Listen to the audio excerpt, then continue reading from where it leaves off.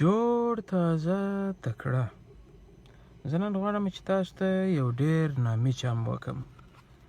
د دې چم دپاره زه 2 پاچایانو ته ضرورت لرم. پاچایان به پیدا کړو.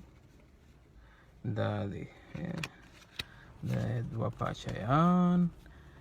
د ورقو مخان دې خواته دي او شا زما خواته ده، او پاچایان به سرچپه یعنی مخې زما خواته.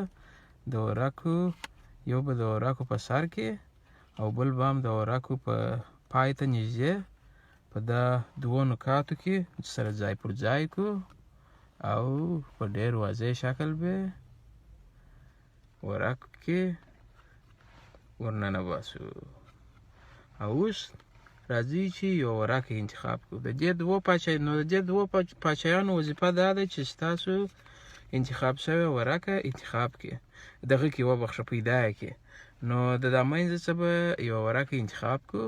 دا دی مثلا دا ستا انتخاب شوی ورقه ده او دا به په دا منځ کې ورننه باسو. او دا دی یا دا هم دا 2م پاچا دی چې دا دی وینې په پای ته نږدې دلته پروت دی.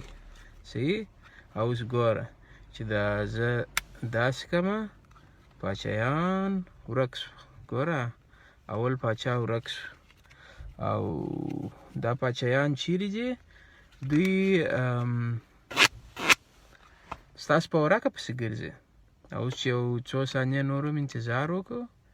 دا دی ماته یې سیګنل راکوي بیرته چې پاچایانو ستاسو ورقه پیدا کړې ده.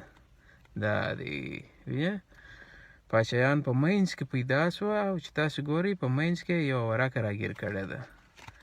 او که تاسې دا ورقه تاسو ته در ښکاره کړمه، دغه ستاسو انتخاب شوی ورقه وه او دا دی د پاچایانو پیدا کړله.